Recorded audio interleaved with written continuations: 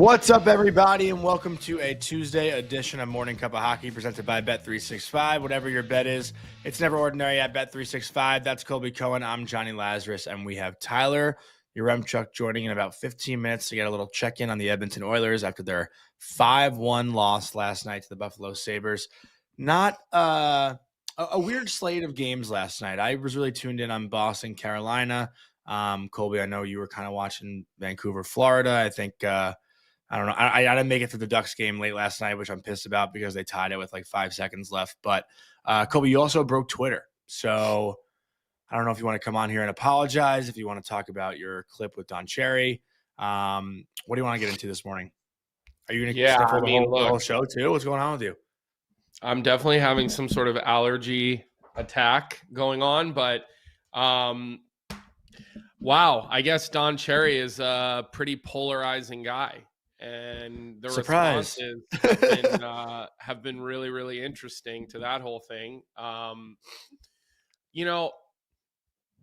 think where people lose sight with the Hockey Hall of Fame, and, again, and I said this on social media, it is the words hockey and famous are the two most important words, in my opinion, to the Hockey Hall of Fame. And you think of some of these people, these icons, right? You don't really even have to have, everybody's trying to place Don Cherry in a box, and they're like, oh, he did this, or he had this many wins, or whatever. And like, the reality is there's certain people, and I put Barry Melrose in this category as well.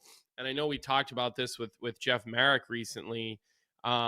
These are people that have had monumental impacts on the game. I mean, there are multiple generations of hockey fans that grew up with these people. And, this is before the age of having the computer in your hand, where everything was accessible all the time. And I think that when you look at people like Barry, and you look at people like Don Cherry, these are people that had these monumental, larger than life impacts on the game. Now, I will say this, a lot of people gave reasonable responses, and I did try to look at some of them. And then you had your typical crowd of people calling me, God only knows what. I mean, it's the laziest argument in the book. Oh, you call me a Nazi, you call me a, whatever the words that you want to use. I mean, that people that don't want to make a real argument or debate anything, they just go to all the lazy terms, and they call you a whatever, a xenophobe, a racist, a this, a that. Like, they're just, it's such a typical response from, a certain crowd of people. But I do appreciate the fact that so many people engaged with that video, and a lot of people did give very reasonable responses. Whether they agreed or they didn't agree, I think all that is important. And I think in general, when we're talking about all of these, situations in the game of hockey, I think like anything else, reasonable debate is important. And I do think, I know in my own life, Jonny, there are certain people that I have such great respect for in all different facets of hockey. And it's no different than when I reach out to somebody that I know that maybe is a coach in the National Hockey League, or works in the National Hockey League, or whatever the case may be. And, they have a point of view that's so different than mine on a player or a situation, but I respect them so much that even though maybe their thought is over here and my thought is over here, well, that generally makes me say, all right, maybe I need to rethink how I'm looking at this, and maybe I need to try to look at it from a different lens or a different point of view. So I don't know, maybe it was our tweet from the Daily Faceoff that broke Twitter. That it certainly had a lot of responses and a lot of juice. But it is always interesting when something like that, blows up, just to see where people's heads are at with it. Mm-hmm. And it's so fun to read all the reactions. But I do want to give a quick word from our sponsor, Parasso, before we move into things from last night. Colby, Parasso is the most complete choice for shaving and beard care, made in Italy since 1948. Parasso has been a staple of Italian culture and barbershops globally for 4 generations. So get 15% off at Parasso-USA.com with our promo code Hockey15, in all caps Hockey15. And Colby, I know there's a lot of teams right now dealing with injuries, and Boston being one of them, with McAvoy and Arvidsson missing last night. I thought Carolina played a hell of a game, didn't allow many high danger chances from what it felt like. And I think, Seth Jarvis, despite lacking maybe the production, was one of the more noticeable guys I thought last night for Carolina. I think he had like 2 or 3 breakaways. And offensively, Carolina continues to just battle in front of the net. That's where a lot of their goals come from. At least that's where they came from against the Rangers. That's where they came from last night. Taylor Hall also scores a beautiful goal to close it out in the third. But I feel like we talk about injuries and make excuses for teams. But when it comes to Carolina, who has had some heavy blows to their blue line, Jacob Slavin's been out for quite some time. We don't really make excuses for Carolina ever. And I think Rod Brind'Amour and that organization has set a certain standard that no matter what happens to their lineup, like, we still have that like same perception of the Carolina Hurricanes. And I feel like they're a team that is now just like pushed to the back burner when it comes to regular season, because it's just like a given that they're going to be good, they're going to be competitive, and they're going to be a team that's in the playoffs. But last night, I thought prime example, like, playing against a hot Bruins team, that was our bet of the night, but they didn't really get much offense going. I mean, they had there was one chance I thought in the first period that could have changed the game. Khusnutdinov fed Geeky on like the goal line, but Geeky was on his forehand and had to pull it to his backhand, but Kochetkov was able to recover quickly enough. But I don't really know what my question is or what I'm gearing toward, but I guess I'm kind of enjoying watching you just kind of spin your wheels a little here and try to land the plane. So feel free, keep going. Well, no, I think it's more so like the injury bug and the excuses. Like, why can we make excuses for the Devils and missing Jack Hughes when Jacob Slavin is like just as important to the Carolina Hurricanes? Maybe that's a bit of a stretch, but I would say Slavin is one of the most important. I mean, that's a given. He's one of the most important players in the Canes, but like, we'll talk about the Bruins missing McAvoy, the Devils missing Hughes, but no one's going to talk about the Canes missing Slavin and like how they're dealing with it and winning games still. You know what I mean? I feel like that makes sense. That's kind of what I'm trying to get at. I think it just goes back to the fact that, Rod Brind'Amour has built this culture and really the way that they play, that this is Carolina's probably the most direct team in the NHL. There's not a lot of, there's not a lot of room or there's not a lot of individualistic plays happening in Carolina. I think this is a team that, they play in straight lines for the most part. There is a directness offensively where they funnel a lot of pucks towards the net. I think from a defensive standpoint, it really reminds me of being around and with the Bruins in 10-11 season, where as defensemen, I'm not kidding you, there was one option on the breakout. It was over behind the net. They wanted you to make a little indirect pass, and it was every play was to the low wing and then a bump into the middle. I mean, it was so structured by Claude Julien, and that trickled down to the American League team as well, that you really could plug and play just about anybody within those groupings. And I think Carolina's a little bit of the same way. I think we've just come to expect that from Carolina. And I don't think that fair or unfair is the way to look at it, because we don't hold every team to the same level standard of accountability. Yeah. We judge these teams based on where they're at in their life cycles. And, when it comes to Carolina, I don't even think anybody even is really paying attention to them during the regular season. That's what I'm saying, because everyone just expects them to be good. Exactly. And they've put that on themselves, and they've really put that on themselves because they haven't won, and they've been so dominant during regular seasons. And that's just what we've come to expect. And Ariel, Cornfield, who's a contributor here pretty consistently. She's not wrong. I mean, they're the most boring team to watch, and they will Yeah, not win but a cup. And I'm not sure I agree with the fact that they are the most boring team to watch, because again, I do appreciate the directness in their game. And in the chat, if you don't like, am I making sense when I talk about the directness and the way that they funnel pucks to the net? And the way that they really do, for the most part, play the game north, north, north. There's so little cross, east, west, long puck moving plays.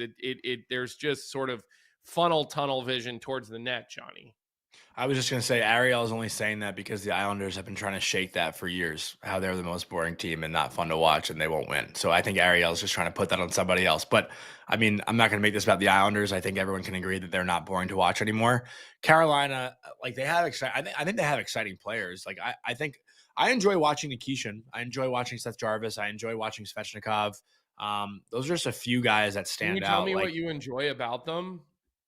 Well, Svechnikov, first of all, when he's on his game, he's physical. He's got a lot of skill. Like Svechnikov can dangle. Jarvis, speedy, always creating odd man rushes.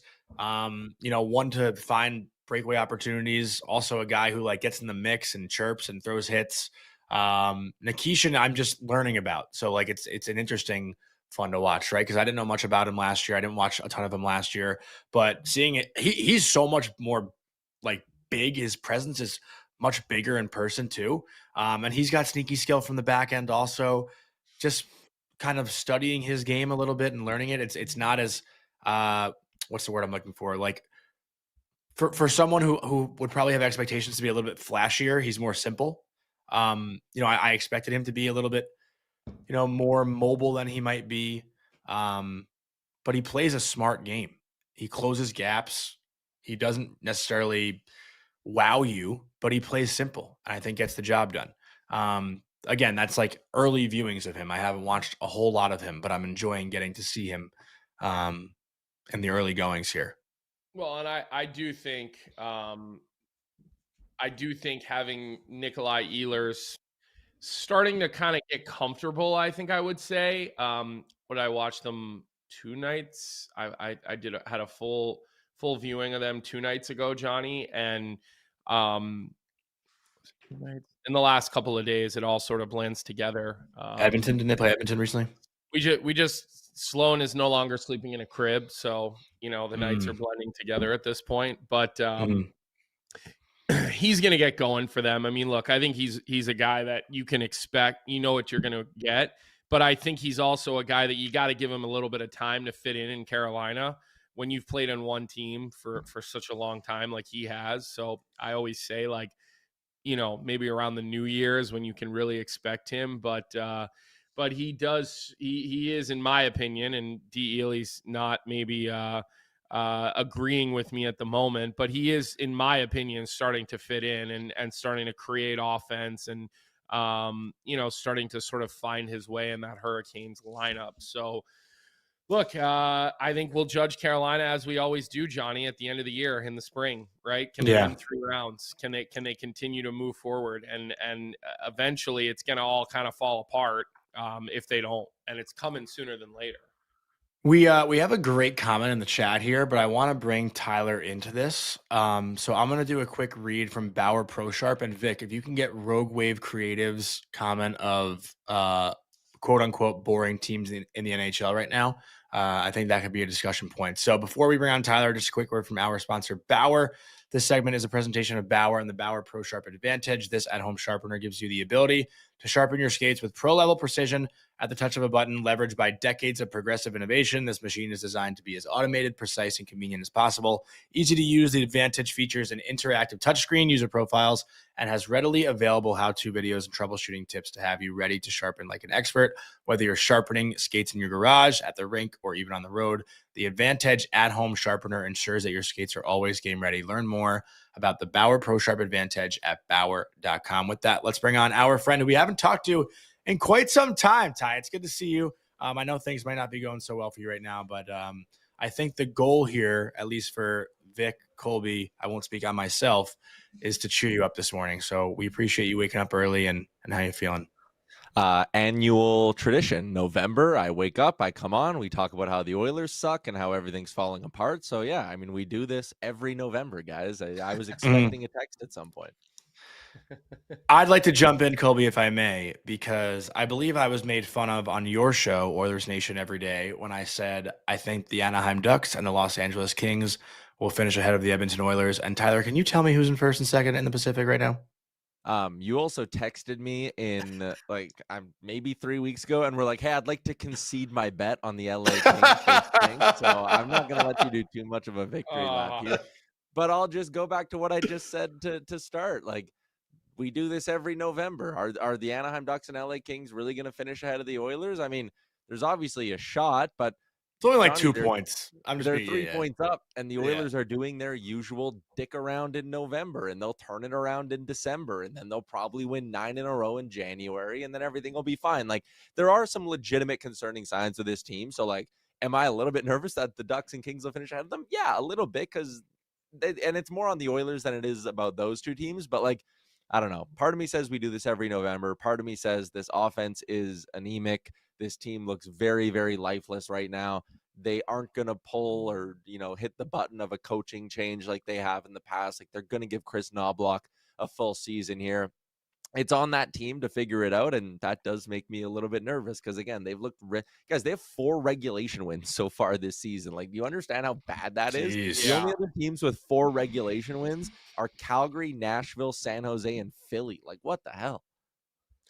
You know what? And that's kind of my question, because I haven't seen maybe more than 4 or 5 Oiler games this year, Tyler, because they're not the draw that they normally are. Although I did watch them last night, full well knowing we were going to talk a little bit about them today. And does it feel a lot worse than it has in the past? And, I mean, I do feel like we've had I'm kind of thinking like we've had the D zone conversation. We've had the careless puck management conversations, but for some reason you throw on top of the fact that the effort seems to be a problem right now, where, yeah, they've had these bad starts, but I feel like I've never questioned the effort. I've always sort of questioned the execution with Edmonton. This team, as you use the word, lifeless. And I do trust that McDavid and Draisaitl can flip a switch and then can get some people on their backs. But man, this looks maybe worse than it has in the past. The roster's drastically different, if we're being honest about it. I mean, they lost some sort of quote unquote glue guys, and it's troubling to watch, especially last night. Yeah, I don't know if it's worse. Like, that first year with Woodcroft, when things fell apart and they fired him basically. Like the San Jose game? Yeah, and like the San Jose game. Like, I tweeted after the San Jose game that we're watching the Connor McDavid era unravel. Like, we're not at that point yet. Like, this isn't going to lead to Connor McDavid getting traded in July, like I thought it was in 2023 or whatever. 2023, 2024. Like, I'm not at that point yet. But again, there are concerning signs. I think you could take the whole thing of like they look lifeless and the fact that effort is such a big issue right now for them. I can spin zone that into a positive and be like, hey, they're eventually going to snap into it and start getting some better efforts. Like, Connor McDavid wasn't that good for the first couple weeks of the season. He turned on the Jets for 10 games and they won a little bit. And Leon Draisaitl has played 3 really, really solid hockey games in a row. And, you talk about how the roster maybe doesn't have the same juice that it did. I'm sitting there and going, Jack Roslovic looks really good. He might be one of the best top 6 options that they've had in the Connor, like, best support pieces that they've had in the last number of years. So, like, I don't know, Roslovic looks good, and McDavid and Draisaitl are starting to figure it out a little bit. Like, there are some signs of life, I guess, but as a whole, there's just too many stretches, and we're going 20 minutes, like full on second periods where they just get caved no matter who their opponent is. And they don't seem to want to go out there and have any sort of fight back or push back. Like, there are concerning signs, but I won't say this is as bad as it's been in the past. Which guy do you think that's missing from this year's roster? Hey, Oliver. And also Twitter's back up, by the way, I think, for our listeners that are wondering. But Tyler, just to reel back in here for a second, which guy do you think missing from this year's team that departed, from last year or even 2 years ago, do you think this team's missing the most? Um, I do think they're missing a little bit of Corey Perry's leadership. I think he was really, really important in that room, and maybe I didn't give that enough attention over the summer. At the same time, you were kind of in a bind. Like the LA Kings basically gave him a 1 year, $3.5–4 million deal when you consider the bonuses. And like the Oilers just they couldn't afford to bring him back. So like it was a non-starter when he chased the money and went to LA versus trying to run it back with this team, which again, I will never fault a player with $10–50 million in career earnings for chasing a couple mil. A guy with $100 million, I think Corey Perry probably could have came back for $1.5–2 million and ran it back with this group. And maybe that's just my frustration coming out a little bit, but I do think they're missing the leadership of a guy like Corey Perry, even though it, would have probably been stupid to bring him back at that price point. Like as much as we can sit here and go like, they miss Perry and they miss Connor Brown, but even that contract that the Devils gave him, like Edmonton just couldn't really afford to match that for who Connor Brown was on this roster. Like I'm not going to do a hindsight thing on their offseason because I still think Stan Bowman had a relatively decent offseason. And when you factor in the fact that they got Jack Roslovic now to begin the season, it's like, okay, they actually probably had a really good offseason. Again, they miss Perry, they miss his leadership, but like, how are we sitting here on a team with Connor McDavid and Leon Draisaitl and Nugent Hopkins is in year 10 and Zach Hyman's in his 30s. He's been here for 4 or 5 seasons now. Darnell Nurse has been here forever. Matthias Ekholm's supposed to be a veteran leader who's been to Stanley Cup finals. He's in his mid 30s. Like, how can we sit here with a group that's been to 2 Stanley Cup finals together and be like, oh, well, they're falling apart because Corey Perry's not here. Like, at some point, it's on the guys in the room. It's like the same people who sit there and go, they need to make a coaching change. Is Knobloch on the hot seat? At what point does this Oilers core get let off the hook or stop getting let off the hook? Like, you can't just every time they decide not to show up in the first 6 weeks of the season, you can't just point to them and be like, well, you got to fire the coach to wake up some of the best players in the league. Like, that's dumb as hell. Yeah, I agree with you. And obviously, as I pointed out, I know Austin Matthews and Willie Nylander have had less coaches than Connor McDavid and Draisaitl, as people so kindly pointed out to me when I posted that video a couple of weeks ago now about just firing the players instead of continually firing the coaches. But what is your confidence level, Tyler, that Stan Bowman is the right guy to sort of usher you out of this? Because, not that any of us can truly put ourselves in a general manager's shoes, although we play general manager on TV every day. I feel like it would be difficult when you have those two guys. It's almost a little paralyzing in the fact that, do I do something or do I just know that those guys are eventually going to figure it out? Like, I could see the tug there of like, you've got the two potentially number 1 and number 2 best forwards in the world right now, or 1 and 3 or whatever, right? Like semantics here. Or is it like, I got to do something right now? I gotta spruce this up. I got to make an impactful move. I got to move some money out and bring some money back. Like, what's the confidence level on a scale of 1 to 10 that Bowman is the guy that can do that for your team?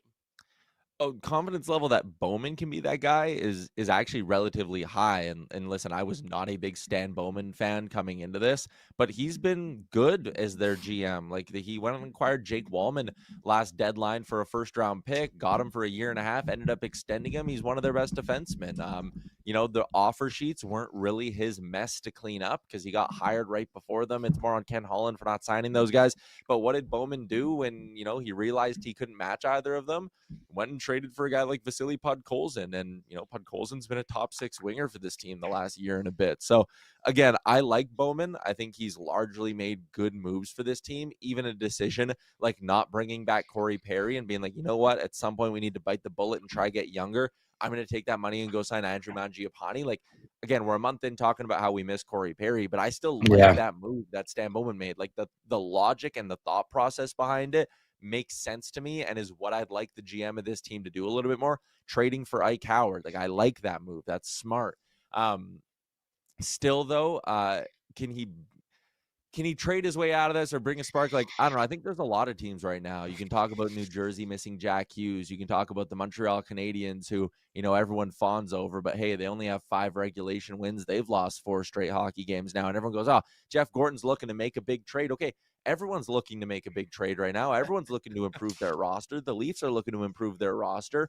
26 of the 32 teams have a 500 points percentage or better. What GM's putting up their hand being like, yeah, I'll help you out. I'll give you, what do you need? A second line center? I got you. 3rd round pick. Send it into Central Registry. Like, let's fucking go. Like, no GM's just going to help you out right now. So I don't think there's a trade for Stan Bowman to make. Everyone's going to bang their fist on the table for a goalie. And until Buffalo or Carolina finally get to a point where they decide they're sick of carrying 3 of them and they opt to give you one, there's not going to be just a magical goalie trade for Stan Bowman to make. If anything, you could say he made his magical goalie trade a month ago when he acquired Connor Ingram. The only problem is Connor Ingram can't put up good numbers in the American League. He's coming off probably his best game in the American League, and that should probably have our pal Cal feeling a certain type of way on the Oilers bench right now.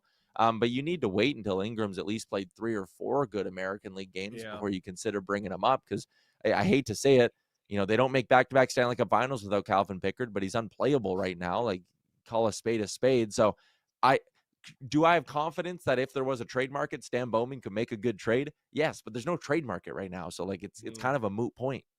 And I just want to say, as you're talking about this, I was thinking a guy like Christian Dvorak, who's on a 1-year deal in Philadelphia, he's probably going to fetch the Flyers like 3 first-round picks when he gets traded at the trade deadline. I mean, because of the way that the free agents have all now signed and all the big dogs are so far off the market and so locked up with trade protection contracts and 8-year deals, these 1-year deal types of guys are going to be highly coveted. And I see Dylan Lepresti in the chat says, what about a guy like Quick? As Tyler hinted, like, I'm not sure Jonathan Quick would be willing. I'm sure he has. He's not going there. He's not going there anyway. He's not leaving. Trade clause. He's not leaving. He wouldn't leave anyway. And what I would just say is the stigma of I won't go to Edmonton is gone. I truly believe that. But you look at a guy like Jonathan Quick, and he's not cup chasing. That's what I mean. Yeah, he's not a guy that is like, I'm going to move my family and uproot. No. He's from that area. So I understand where your head's at there, D. Lepresti, but I don't think that that's a guy who's looking to chase things down. I think he's probably where he wants to finish his hockey career, Johnny. I think he would like retire before accepting a trade anywhere. Like, I don't think remember like the whole Columbus thing. Like, he's like, nope, not going. Again, Edmonton is different because it's Edmonton and it's McDavid and it's Draisaitl and it's this place where you can taste the Stanley Cup, even though they're so far from it right now. But I just don't think that's a realistic pathway with Jonathan Quick. I did want to ask though, Tyler, are we like officially calling Isaac Howard Ike? Is that like a thing that's like? He said he wants to go by Ike, so I call him Ike. Yeah, he did. Okay, I didn't know that. Really, I would have thought you would have been having a nickname from him before you ever met him. No. I guess with Ike Howard though, it's so weird. I like calling him Isaac Howard, but with Ike Howard, what actually like went wrong? Like, why wasn't it a good fit? Because I think everyone was kind of excited and assuming that it'd be like a perfect transition for him, but clearly, he was struggling off the bat a little bit to keep up with the speed. What? I was what? No, whoa. Colby made a face. Let's hear Colby's opinion first here. Sorry. Well, I'm just like, what went wrong? He's a guy who's never played in the National Hockey League before. Like, it takes time to come out of college and go right to pro, or come out of juniors and go right to pro. Like, I was just asking what went wrong. Fits right in. It's not. Did I insult the player? You made it really negative, Johnny, and like, that's my job around here, not your job. So, like, did he make a positive impact? It wasn't a positive.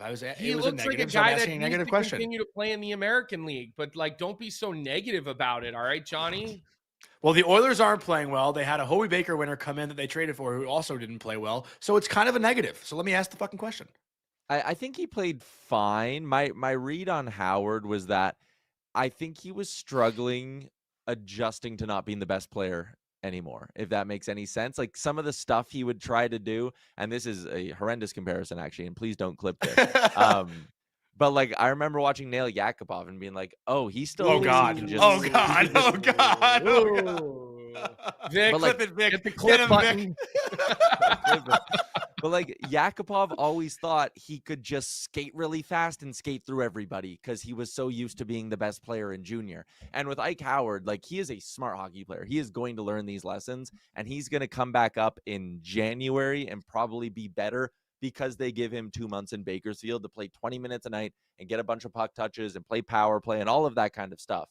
But I just think at times he was struggling with not being the best player in the game anymore, where in, college, he could put his head down and burn past a guy and fire a wrist shot from the top of the circles and it would go in. And in the NHL, when you bury your head and say, I'm just going to skate really fast past this 32-year-old defenseman who's played 500 games, they put their stick on the ice, knock the puck away from you, and it's a turnover going back the other way. When you try to do a spinorama around two defensemen in the NHL, they just kind of laugh and put an arm on you and say, okay, nice try. And then they grab the puck and it's a turnover. Like he just had a few too many chaotic moments, but he did it all in the name of trying to create offense. And when he got brief looks with McDavid or Draisaitl, he looked like he can think the game with those guys, but away from McDavid and Draisaitl, which is where they were playing him. He was playing third and fourth line minutes. I felt like he was just trying to generate too much on his own, and his game's not at that level yet. So if they would have stapled him with Leon Draisaitl for 2 weeks, I actually think you would have seen some results because he's naturally too good to not produce in that spot. They weren't playing him in that spot. They were trying to get him in a bottom six role to learn the NHL game. He's not there yet. He'll get there. Yeah. It'll be fine. He'll have a better career than Yakupov. God damn it. I hope. But he will. Figure it I out. think he already has.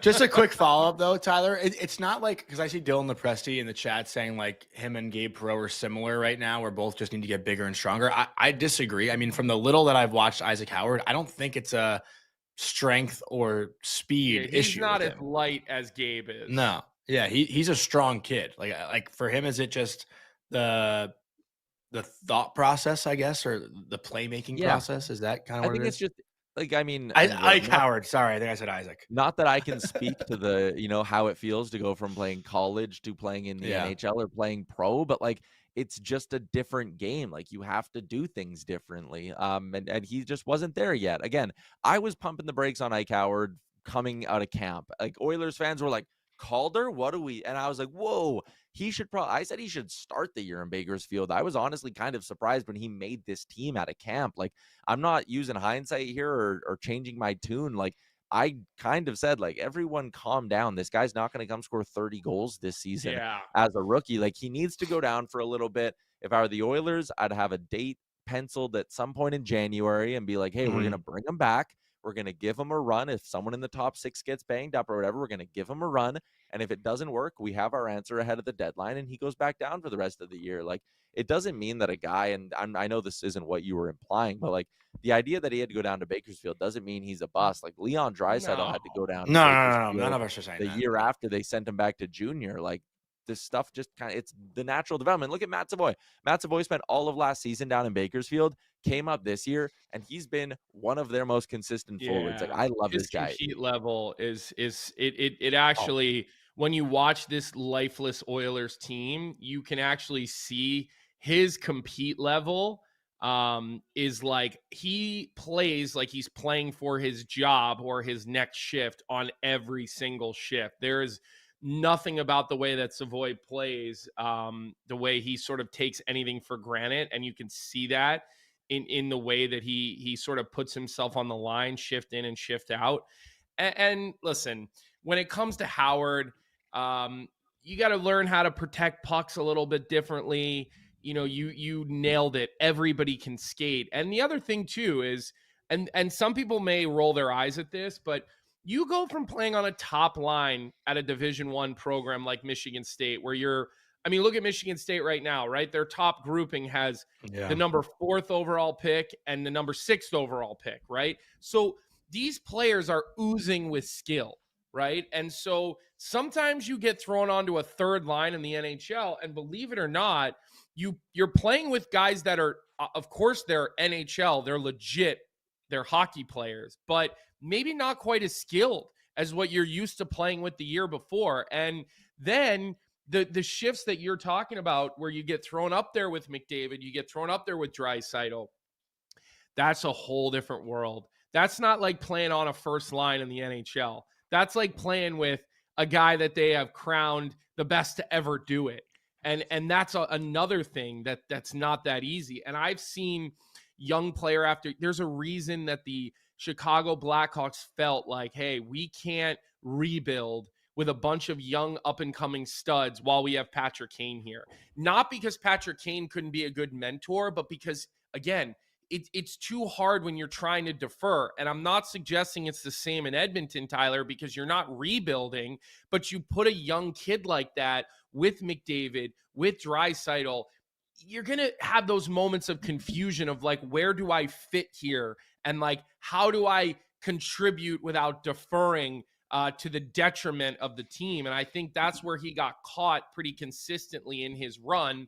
And then I'll give Stan Bowman a little bit of flowers, right? He in his past has rushed young guys into the National Hockey League. He has done that. And he's not doing that with Howard. And then the other thing I'll say is, look who was just player of the week in Bakersfield, Quinn Hudson. He's heating up. He's scoring a lot of goals. I wouldn't be surprised to see him in the NHL for a little run here at some point, because, you know, he's a guy who knows how to get open. And when you get him the puck around the circles, he's a scorer, Quinn Hudson. And he's been lighting it up down there as of late in Bakersfield. So that's a name to keep an eye on. We're familiar with that last name. I'd keep an eye on him if I'm in Edmonton right now, because his day is going to come with the big club. Yeah, I'm trying not to get like too hyped up about Quinn Hudson. I liked his game early on in training camp. And then as the lineups kind of got a little bit more NHL-ish, I'll say, I felt like he started to plateau a little bit. Yeah, that's so, fair.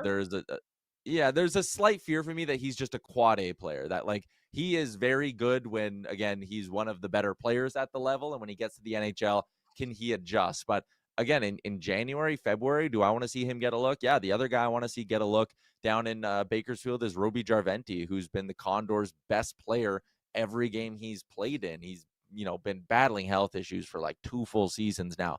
But when this guy plays, he's really, really good. And I think the Oilers have an NHLer in there. So again, Tyler, there's a couple of guys down in Bakersfield I'm keeping an eye on. But again, I want to just be the clear. NHL team needs to figure this out. Sorry, I want to just be clear with Quinn. I'm not suggesting he would come up and like blow your socks off, but I've watched this guy play a lot of hockey, and he's one of those players that can score goals. And I believe that's translatable when you get to those little areas and people are constantly going, he scores a lot of the same goal. Well, that's a skill, right? You either have that or you don't. And I'm just saying that kid can finish. And that's where I think, you know, with this team, they need to be more opportunistic because of what they're giving up. And they need to score some more goals because they're giving a lot of opportunities up. And that's where his name popped into my head. I'm not suggesting he's coming to carry a line. That's not the type of player he is. Mm-hmm. No, and you know what? And we talked about the vets they lost and how that's maybe hurting them. But in a way, I think maybe the solution for Stan Bowman, if this continues for another couple weeks, maybe the solution's to get younger. Maybe you sit there like Matthias Janmark, again, good soldier in the playoffs the last couple of years. Good Lord, I'm sick of watching that guy play regular season hockey. Like, you want to talk about a guy who should be playing like his next shift isn't guaranteed? How the hell does Matthias Janmark have another year on a deal making $1.45 million? Guys, last year, he played every regular season game for the Oilers. He did not use his stick to score on a goalie all season. He scored 2 goals. It was an empty netter and one that bounced in off his bleeping elbow. And somehow he's still an Oiler making $1.45 million and playing like he's got the cushiest job in the league. David Tomasek, they brought him over from Europe. He can't skate. I'm not 100% sold on him. Good plays around the net, but yeah, it's ugly watching him get up and down the wing, isn't it? I thought they were pretty high on him in the early parts of the season. Johnny, like why is your hat so stupidly crooked today? I know. I can't figure it out. I don't know what's going on. Like 12 years old in middle school? Like, I can't even look at it. I agree. I'm honestly, backwards today. So, you look but great. I can't even get mad. He's trying to get a rise out of me, but I agree with him. take some of these guys, some of these vets who are playing like, again, they're playing beer league, put them in Bakersfield, call up a Quinn Hudson, call up a Ruby Jarventi, and you know what? You're probably going to get a couple of guys who come up here and fight like hell to keep their jobs in the NHL, and that's just what they need. The bottom line for the Oilers, they need more fight. They got very little of it right now. Even when it's going well, they score goals and they're just kind of like, yeah, whatever.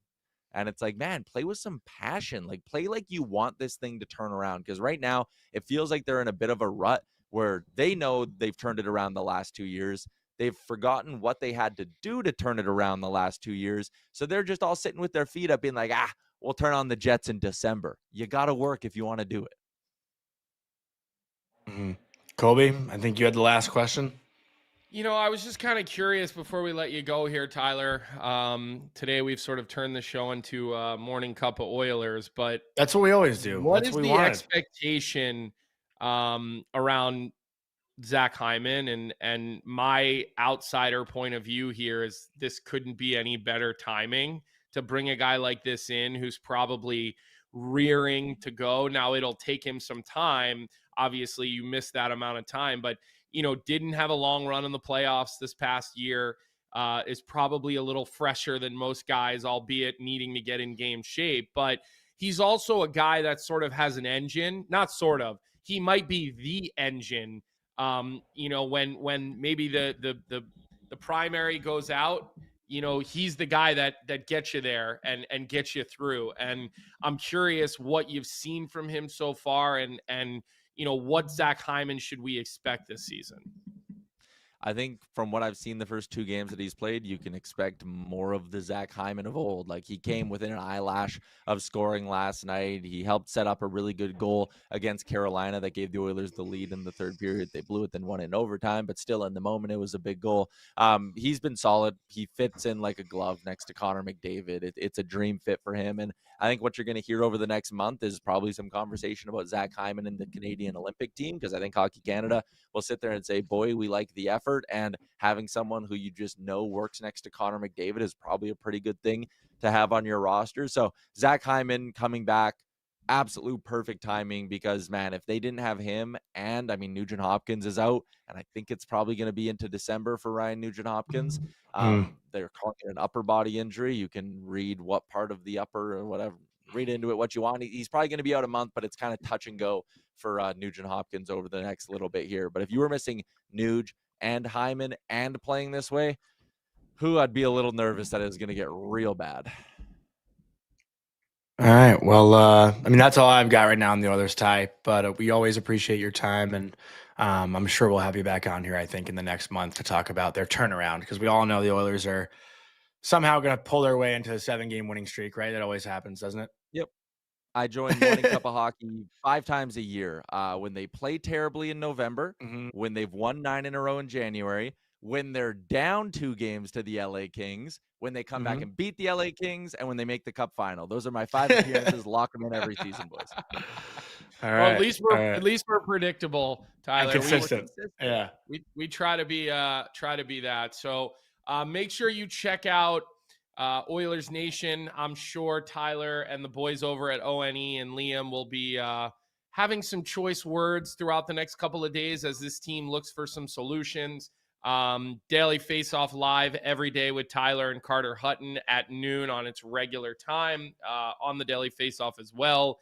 I mean, listen, you can't open your computer without seeing Tyler Yaremchuk's face. He's become probably the biggest star in all of the National Hockey League. So, Tyler, you're the best. Love you, Ty. Yes, thanks, guys. Appreciate it. Yeah, I'm going back to bed. See ya. All right. See ya. Great stuff, as always, from Tyler Yaremchuk. Colby, I do want to give a quick word from our sponsor, Uber Eats.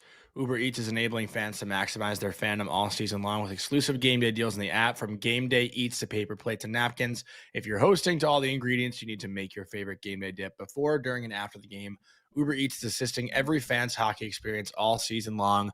And today's Uber Eats stat of the day, I didn't catch this game last night, but when the Washington Capitals allow 2 goals or less, they are 9-1-0. And when they allow 3 goals or more, they are 0-7-2. So the key to beating the Washington Capitals, just score 3 goals. It's that simple. Did you catch that game so at all the last night? Capitals win a lot of games when they don't let in a lot of goals. What a stat, Johnny. Thanks for that. You're I didn't crushing pull it it. today. That That stat was is Vic. about as good as your hat is fitting your head right now.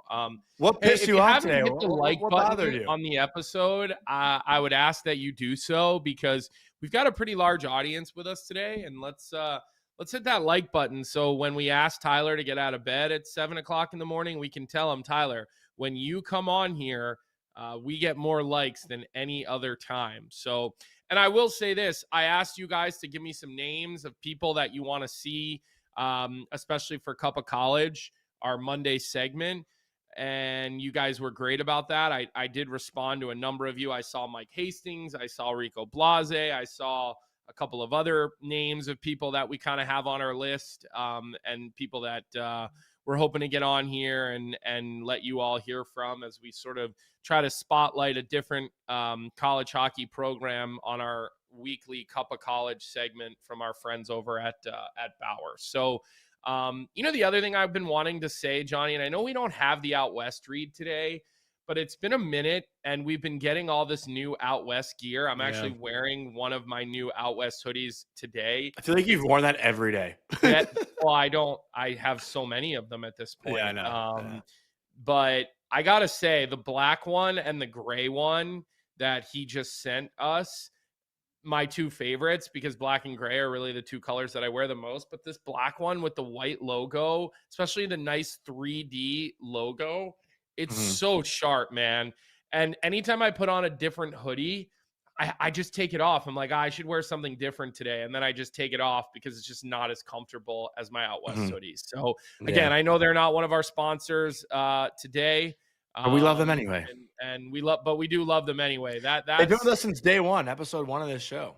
They've been with us since day one. And honestly, I'd be wearing and buying the clothes anyway. And I do buy the clothes. I mean, he's generous, Wes, and he sends us stuff, but I have gone on the website and made a number of purchases all on my own too, because I just love the stuff so much. So, what else we got to get to today, Johnny, that we wanted to talk about?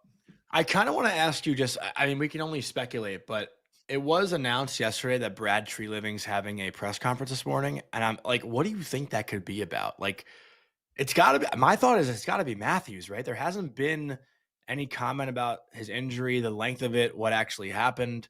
Vic did just say Matthews is on the ice today, though. So what is this press conference going to be about? I mean, listen, it could just be a check-in. Okay. There's obviously a lot of noise. Maybe this is an opportunity for him to come out and pledge the fact. Does that take the pressure off the players and coach if the GM is coming out and answering questions? Well, I mean, I'm not sure it takes the pressure off of them, because it's not like he can come on and absolve the way that they're playing, because anybody with a set of eyes. And I also think a lot of what's going on right now, in my opinion, falls in Treliving's lap, because they didn't replace a 102-point player, a guy who, again, killed a lot of penalties and was pretty responsible defensively.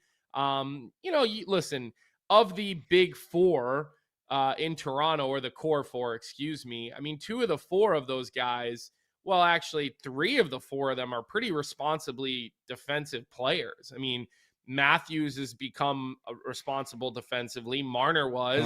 Tavares is, again, I mean, another year of this guy completely outplaying his age and completely outplaying his contract. I mean, we talk about what Sidney Crosby's doing at this age, and although it's not the same, I mean, I'm not saying it's apples to apples with Sidney Crosby and John Tavares, but like, I don't know. I look at Tavares and think that's a guy that still shows up. That's a guy that when things aren't going well, you can still sort of count on him, right? So I just think Treliving's going to try to come out and maybe, damper the flames a little bit. What does that really do, though?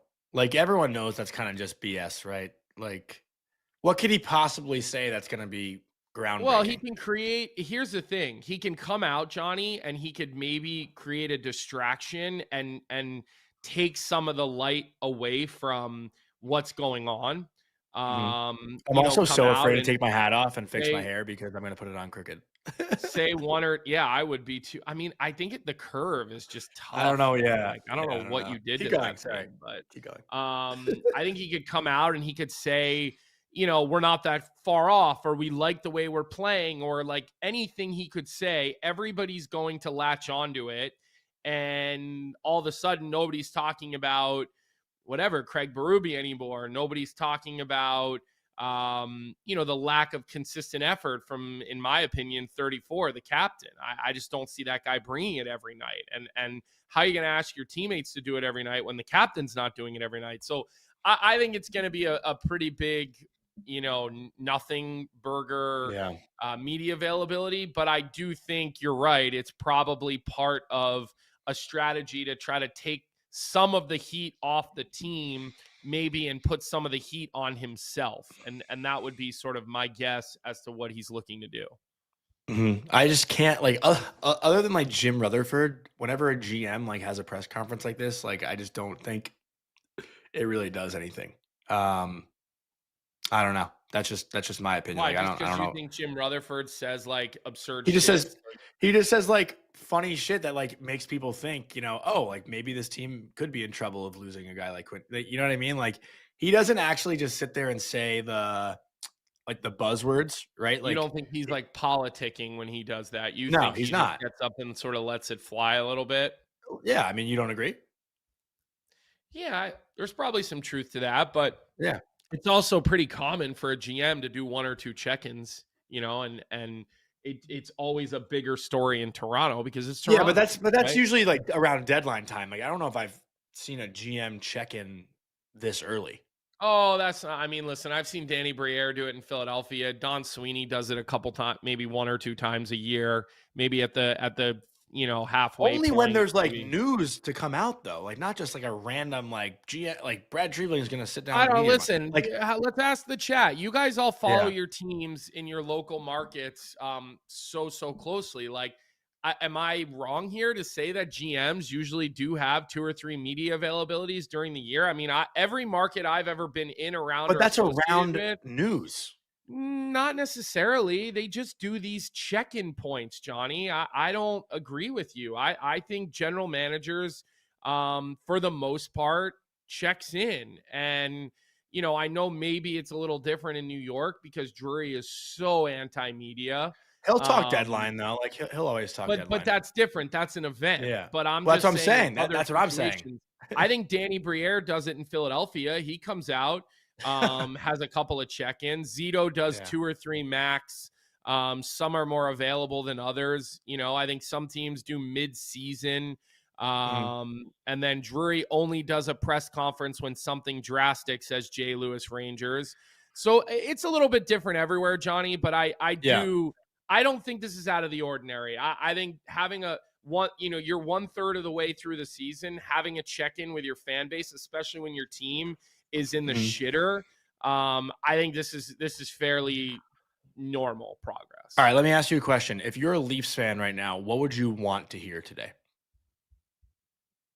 It doesn't matter. Nobody's actually doesn't matter, listening. right? People That's just what hear I'm what they saying. want to Like, hear anyway. I mean, I don't know. Like if he comes out and he buries the top players, then everyone's going to say, how could you do that? If he doesn't come out and bury the top players, half of social media is going to be like, these guys are never held accountable.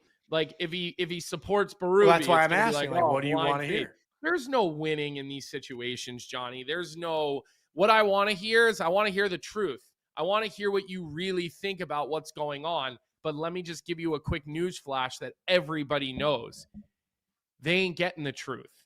Whatever is happening in this press conference today has been workshopped by 19 different PR people. There's talking points. There's areas that they won't go near. There's responses ready for just in case this happens or just in case that happens. This is going to be like a movie script. You know what I mean? You're going to get nothing burger responses. They're going to tiptoe and tap dance around the hard questions. And it's basically watching a politician get on TV and just give you a bunch of bullshit. Some people are going to sit there and eat all the bullshit up because they have a pre-deceived notion. This is what they think. And then the other group of people are going to sit there with their knives out and come for those people. So that's most likely what's going to happen. We do have 8 games tonight, Colby, including the Red Wings and the Kraken. James Van Riemsdyk will be joining us tomorrow, correct? I think so. He's going to try to come before he goes to practice tomorrow morning. And I did see someone ask where Elliot Friedman was. He had a little bit of a scheduling conflict this morning. Probably with tree leaving.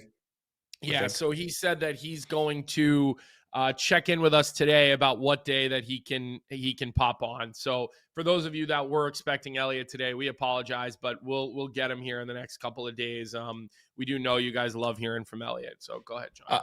Rogue Wave Creative, that reminded me. Yes, thank you. We were going to bring it up with Tyler, but I think things got a little off track. Rogue Wave wrote in the chat earlier, I would argue that there are a lot of quote-unquote boring teams in the NHL right now. Parity is at art form levels. Still love the this is okay.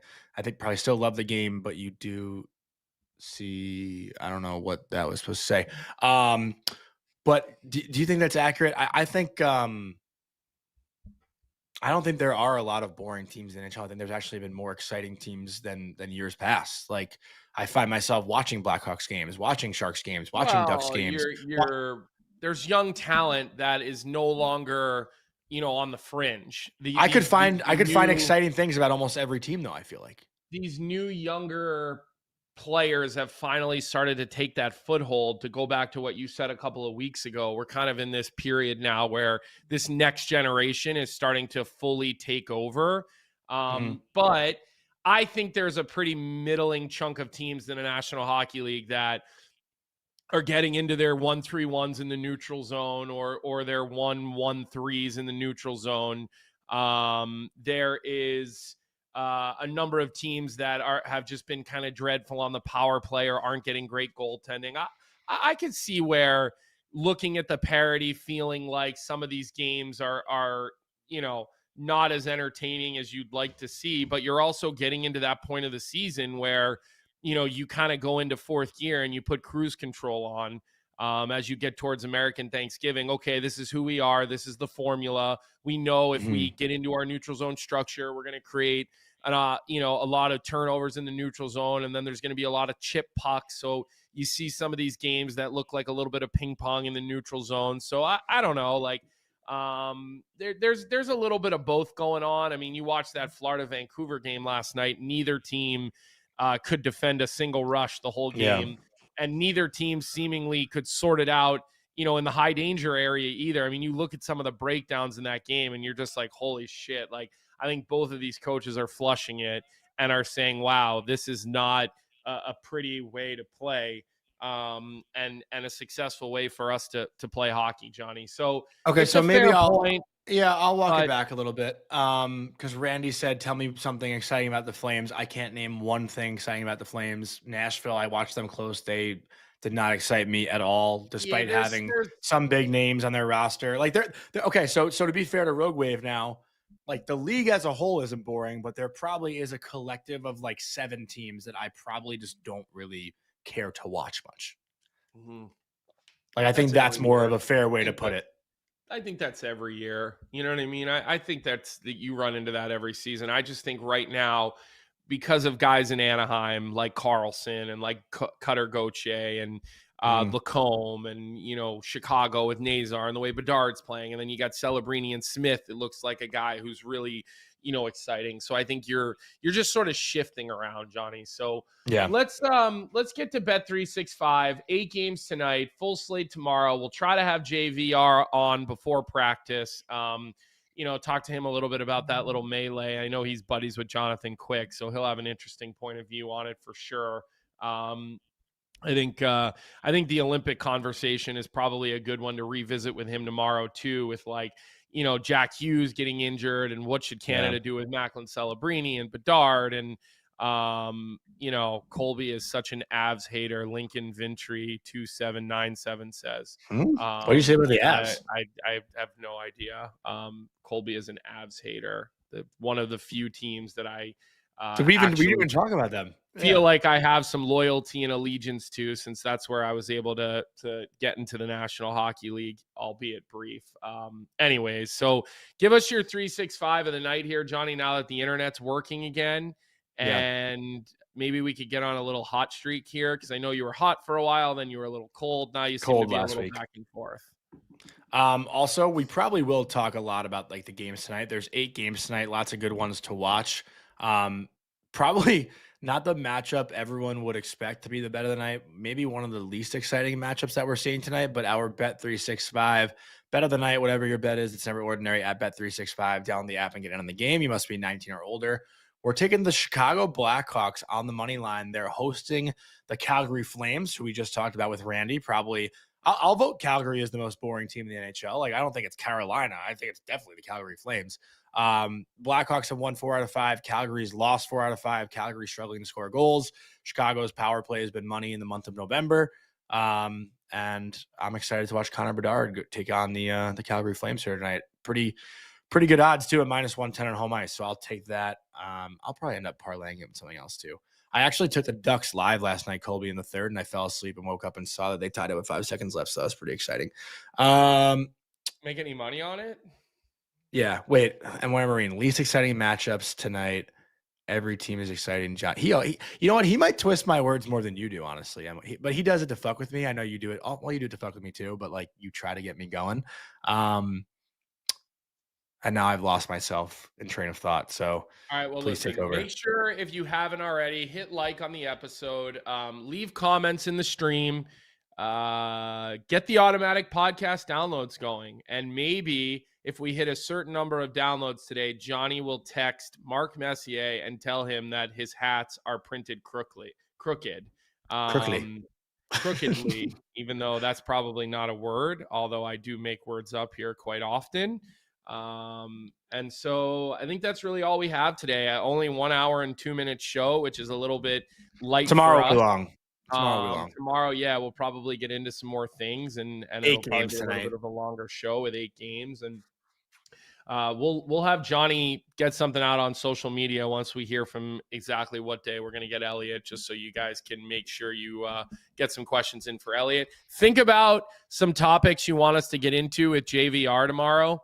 We'll try to get you guys in the chat super involved in that conversation when we have him on. And, you know, again, with a guy like that, we can pretty much go in any direction. So we hope everybody has a great day. Hit the like button on your way out. Hit the subscribe button on your way out. We just got up over 34,000 subscribers, which, you know, I remember last year when we were trying to get us to 30,000. So just alone in this season, we've already picked up 4,000 or 5,000 more subscribers, which is great. Which we appreciate with you guys. Johnny will be recording a new Tri-State Hockey podcast today, so you'll be on the lookout for that on the Daily Faceoff at some point. The sheet at 1 p.m. We mentioned Daily Faceoff live already at noon. Coach Jim is ask JVR about the movie. That was the first thing we asked him last year. This is 40. This is 40 with Leslie Mann. Yeah, with Judd Apatow. Yeah. We've talked to him about that before, and I've kind of heard he was so awkward in that movie. It was so prime young Reamer. But we hope everybody has a great day. Looks like we got some nice weather here on the East Coast. Hopefully you do as well. And we will, as we always do, see you back here 9 a.m. tomorrow. Have a great day, everybody. What's up, everybody? Thanks for tuning in to Morning Cup of Hockey here on the Daily Faceoff YouTube channel. If you enjoyed the show, make sure to hit that like button, subscribe, and turn on notifications so you never miss an episode. And don't forget, we've got more great hockey content every day. You can catch DFO live at noon and stick around for the sheet with Jeff Marek at 1 p.m. right here on Daily Faceoff. Until then, keep your coffee hot and your takes hotter.